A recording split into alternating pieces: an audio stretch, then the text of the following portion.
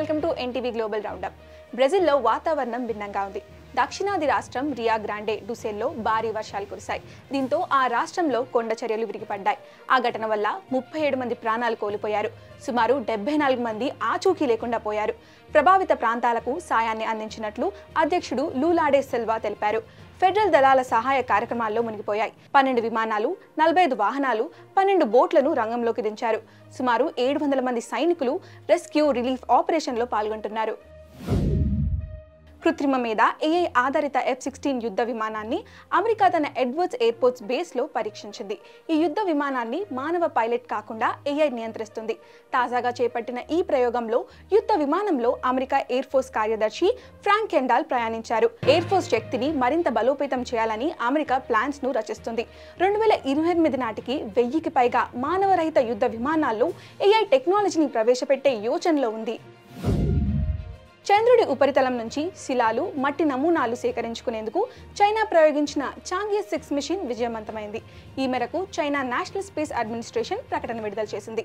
వెంచింగ్ satellite launching centre నుంచి long March 5 rocket ద్వారా దీన్ని విజయవంతంగా ప్రయోగించినట్లు వెల్లడించింది.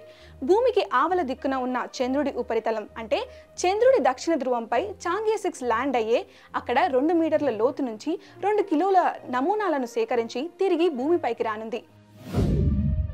ఖలిస్తాన్ వేర్పాటువాది హార్దీప్ సింగ్ నిజ్జర్ హత్య కేసులో 3 భారత పౌరులను కెనడా పోలీసులు అరెస్ట్ చేశారు.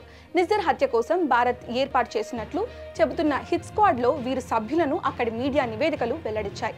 గతేడాది జూన్ 18న సాయంత్రం సరేలోని సిక్కు గురుద్వార్లోని ప్రార్థనలు చేసి వస్తున్న నిజ్జర్ను కొందరు గుర్తు తెలియని వ్యక్తులు కాల్చి చంపిన విషయం తెలిసిందే. దీనిపై దర్యాప్తు చేస్తున్న రాయల్ కెనేడియన్ మౌంటెడ్ పోలీసులు నిజ్జర్ హత్యకు కుట్ర పన్నిన హిట్ స్క్వాడ్ సభ్యులను గుర్తించి కొందరిని శుక్రవారం అరెస్ట్ చేసినట్లుగా కెనడా BBC ప్రకటించింది. సార్వత్రిక ఎన్నికలు సమీపిస్తున్న వేళ బ్రిటన్ ప్రధాని రిషి సునక్కు గట్టి ఎదురుదెబ్బ తగిలింది. స్థానిక సంస్థల ఎన్నికల ఫలితాల్లో అధికార కన్జర్వేటివ్ పార్టీకి భారీ పరాజయాలు ఎదురవుతున్నాయి. ఇవి సునక్ ప్రధాన పీఠం పైన ప్రభావం చూపే అవకాశాలు కనిపిస్తున్నాయి. బ్లాక్ఫుల్ సౌత్ పార్లమెంట్ సీటుకు జరిగిన ఉప ఎన్నికల్లోనూ టోరీలో ఓటమి పాలయ్యారు. ఈ ఏడాది చివర్లో సార్వత్రిక ఎన్నికలు జరగనున్న నేపథ్యంలో ఈ ఫలితాలు కన్జర్వేటివ్ పార్టీలో ప్రకంపనలు సృష్టిస్తున్నాయి. గత 40 సంవత్సరాల్లో స్థానిక సంస్థల ఎన్నికల్లో కన్జర్వేటివ్ పార్టీకి ఇదే దారుణ ఫలితమని విశ్లేషకులు పేర్కొంటున్నారు.